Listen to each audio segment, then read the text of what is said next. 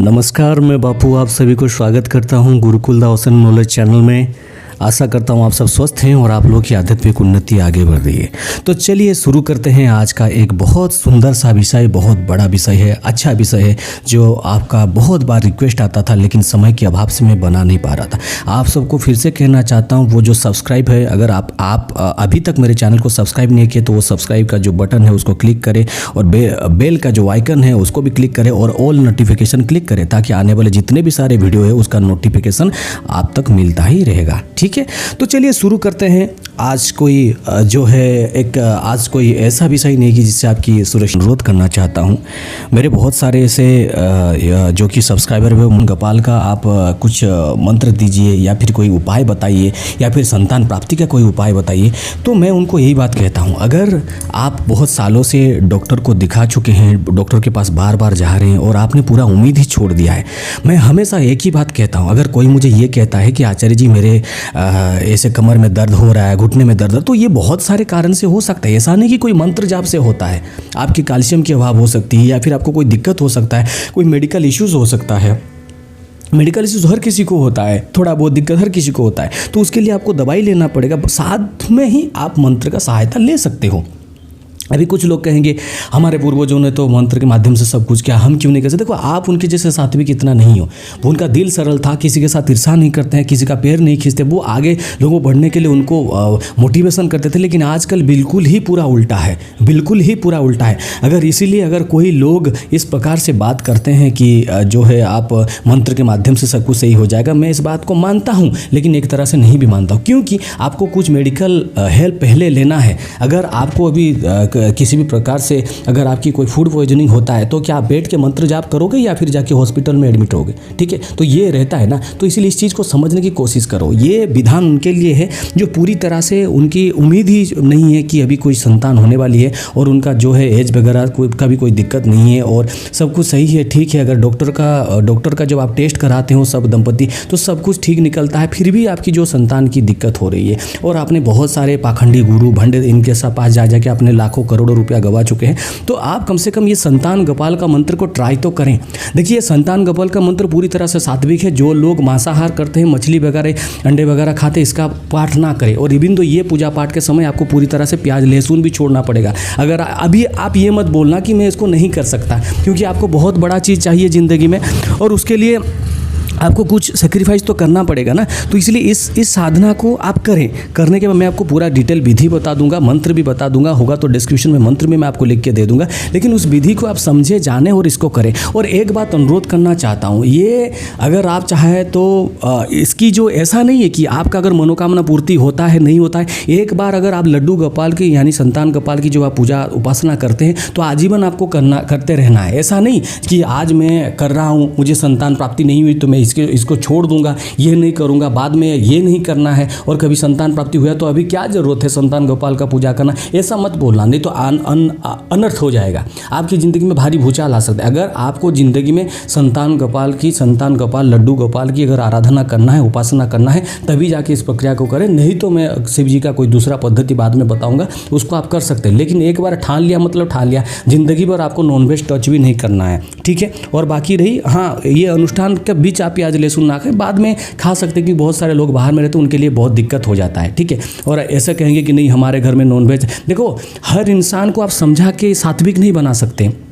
हमारे परिवार में ऐसे भी लोग हैं जो अंडे वगैरह का सेवन करते हैं, उनको जितना भी बोलो नहीं मानेंगे, बोलोगे उनको मुझे प्रोटीन चाहिए, मैं ये कर सकता हूँ, उनको अगर कहोगे तो आप गलत समझेंगे, ठीक है। उनको मछली पसंद है, कहते हैं मछली तो देवी के पास भोग लगता है कभी, तो हम क्यों नहीं खाएंगे? तो उनको आप व्यर्थ, क्योंकि तुम पहले खुद परिवर्तन हो, तुमको खुद देखो। मैं बहुत पहले जैसे मैंने बताया था मैं किस प्रकार सा इंसान था और आज कहाँ तक पहुँचा हूँ। तो अगर धीरे धीरे अगर आप अपने अंदर ये सारे चीज़ को नहीं समझेंगे तो आगे आप कुछ नहीं कर सकते, है ना। तो इसलिए आप क्या करें, पहले खुद को संभालने की कोशिश करें और खुद को आगे बढ़ाने की कोशिश करें। लोग आपको देख के अपने आप ही सीख जाएंगे, ठीक है। तो उसमें हम उनको समझाने की जरूरत नहीं है कि तुम ऐसा बनो वैसा बनो, तभी जाके वो जिसको जिस दिन जब तक वो खुद नहीं समझेगा तब तक आप उसको समझा नहीं सकते। मोटा मोटी कहने का यही तात्पर्य है। तो अभी तो 5-6 मिनट चला गया है। बहुत सारे लोग यही कहते हो कि बिना मतलब का 6 मिनट उसने बर्बाद कर दिया। तो जिसको यहाँ से सुनना है तो सुन सकते हो, जिसको ये लगता है कि मैं टाइम बर्बाद कर रहा हूँ, आप कृपया बंद कर दीजिए, वीडियो ना देखें, ठीक है। तो चलिए देखिए ये शुरू कैसे करें। इसको आप किसी भी जन्माष्टमी तो दूर है, आप किसी भी जो है जन्माष्टमी का दिन से शुरू कर सकते हैं या फिर किसी भी बृहस्पतिवार यानी गुरुवार का दिन आप शुरू करें। ठीक है, आपको क्या करना है, कहीं से भी बाजार से संतान गोपाल का जो है एक आपको मूर्ति लेके आना है या फिर फोटो लेके भी ला सकते हैं। और आप एक लकड़ी का, जिसको पटरा कहते हैं, इसको बाजोट भी कहते हैं, या फिर आप जो पीतल का मिलता है उसका आप एक पीले रंग का कपड़ा बिछाए और उनको जो है संतान गोपाल को आपको उधर स्थापित करें। स्थापित करने के बाद उनको क्या करें, शुद्ध गंगा जल से नहाए, फिर हल्दी से नहाए, दूध से नहाए, या पहले आप क्या करें, एक जैसे एक किसी भी बर्तन में थोड़ा सा उनको रख के, यानी कोई गमले वगैरह में थोड़ा सा रख के उनको अभिषेक प्रक्रिया शुरू कर दीजिए। पहले उनको क्या करें, पहले दूध से नहाए, फिर हल्दी से नहाए, फिर केसर गंध से नहाए, फिर मलाई, उनका बॉडी में पूरा मलाई मारे। ठीक है, शहद से उनको नहाए, उनको पूरी तरह से जैसे एक बच्चे को नहाया जाता है। मतलब हालांकि ये बच्चे को तो इस तरह से कोई नहीं नहाता है, मतलब अपना भाव से उनको जीता जा सकता है। ठीक है, मंत्र तो एक प्रकार की माध्यम है, लेकिन आपको भाव देना है। और क्या करना है आपको कि उनकी जो पूरी भक्ति से ये कहना है कि हे संतान गोपाल, ना मुझे पूजा आता है, ना मुझे पद्धति आता है, ना ही मुझे कुछ आता है, लेकिन मैं जो है आपकी सेवा करना चाहता हूँ। मेरे जीवन में कोई संतान नहीं है, कृपया जो है मुझे संतान प्राप्ति की आशीर्वाद दे और मैं आजीवन आपकी सेवा करते जाऊँगा। ये प्रण करके आप उनका उपासना शुरू करें। तो फिर उनको जब पूरी तरह से उनका अभिषेक करने के बाद उस जो लकड़ी के बाजट हो या फिर पीतल की जो होता है ऊपर एक स्टैंड रहता है, उसमें आप उनको रखने के बाद क्या करें, उनको चंदन का, श्वेत चंदन का तिलक करें या फिर श्वेत चंदन में केसर मिला के तिलक करें। फिर उनको तुलसी का पत्ता जो है उनको अर्पण करें। फिर उनको जो है ना धूप दीप, जो घी का दीपक जलेगा, और धूप जो है आराम से आप गूगल का धूप लगा सकते हैं या फिर जैसे भी किसी प्रकार के अच्छे धूप बत्ती कर सकते हैं। उसके बाद जो उनका जो भोग रहेगा वो फिर आप उनको लड्डू गोपाल कहते हैं, लड्डू भी भोग दे सकते हैं या फिर जो है मक्खन के साथ आप जो मिश्री का भोग भी लगा सकते हैं। देखिए, व्यवस्था आपको करना होगा, ये नहीं है ये चला दूं, ये नहीं है वो चला दूं, ये मत करिए। एक तो 10 साल से आप परेशान हैं, बहुत सारे लोगों को, बाबा को, ज्योतिषी को इतने सारे लाखों रुपया दे दे, अभी आपको मेहनत करने का टाइम है। अगर नहीं होता है तो ऐसे भी कहाँ हो रहा है, अगर ऐसे भी तो नहीं हो रहा है ना, तो एक बार ट्राई करने में क्या, अगर ठीक है, अगर वो जो आपकी ज़िंदगी में नहीं है। देखिए, ये सारे, एक बात कहूँगा, चाहे कितना भी कोई हाथ पैर मार ले, ये सारे चीज़ हमारे इधर कहते हैं गो कन्या भूमि, मतलब जहाँ पे जिसका मतलब ये गो प्राप्ति, जैसे कई घर में अपना कोई गाय पशुपालन कर पाएगा या नहीं, इसका भी वो किस्मत में होता है। और कन्या मतलब किसका घर में कौन कन्या आएगी, तुम्हारे घर में कन्या जन्म लेगी या फिर तुम किसको शादी करोगे, किसकी घर की कन्या तुम्हारे घर पर आएगी, ये भी तुम्हारे भाग्य पर निर्भर करता है। और भूमि, जो भूमि होता है ना, जो अपने नसीब में होता है, क्योंकि जिस भूमि को आप लेना चाहेंगे वो नहीं ले पाएंगे और दूसरे जगह पे आपको भूमि मिल जाएगा। तो ये सारे एक प्रकार की एक भाग्य में होता है। तो इसलिए आप जो है एक प्रकार की संतान भी एक प्रकार की भाग्य से होता है। हालांकि अभी मेडिकल साइंस इतना आगे निकल गया है, 10 लाख कोई अगर खर्च करेगा भी तो उसका घर में संतान आ जाएंगे। लेकिन मैं हमेशा यही कहता हूँ, हर लोगों के पास इतना पैसा नहीं रहता है कि 10 लाख खर्च करें, 15 लाख खर्च करें, लेकिन जो सारे उम्मीद किसी ने छोड़ दिया है तो इसको करें। ठीक है ना, तो ये बहुत ही काम करेगा, बहुत ही अच्छा काम करेगा। आप करके तो देखिए,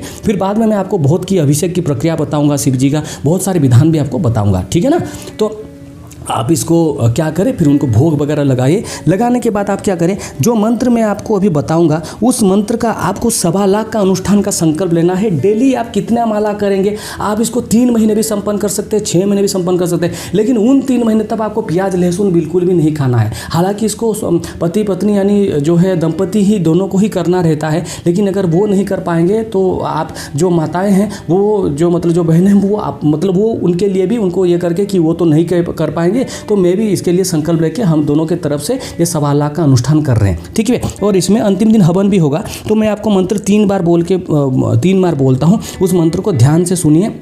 और उसमें कहाँ पे मोह लगेगा, गो लगा, ये जैसे मैं डिस्क्रिप्शन में जिस तरह से दूँ इस तरह से आपको उच्चारण करना है, या फिर मो ग जैसे लगाते हैं आप लगा सकते हैं, कोई दिक्कत वाली बात नहीं है। ठीक है ना, मंत्र आपका है ओम श्रीं ह्रीं क्लीं ग्लौं देवकीसुत गोविंद वासुदेव जगतपते देहि में तनयं कृष्णं तामहं शरणं गतः।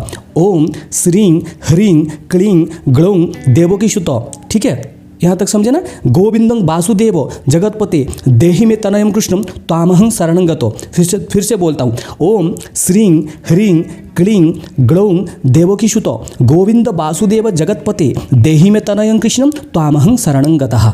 ठीक है, ये है आपका मंत्र, 3 बार बोला है, इसका उच्चारण सुने। और आप इसको अगर म लगा के करेंगे तो करेंगे, कोई दिक्कत वाली बात नहीं। ऐसे बोलिए, ओम श्रीं ह्रीं क्लीं ग्लौं देवकीसुत गोविंद वासुदेव जगतपते देहि में तनयं कृष्णं तामहं शरणं गतः।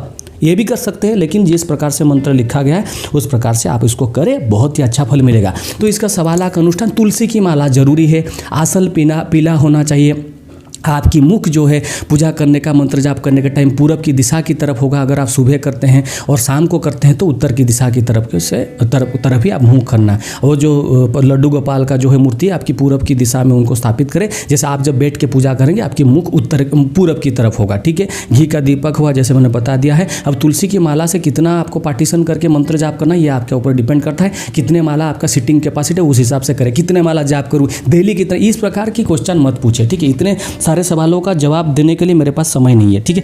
आपको डिसाइड करना है ना कितना माला जाप करेंगे, कितने माला में आपको लाभ मिलेगा, लाभ कितने माला आप कर सकते हैं, ये कितने माला से आपको ज़्यादा दिक्कत नहीं हो, ये सोच के करें, ठीक है।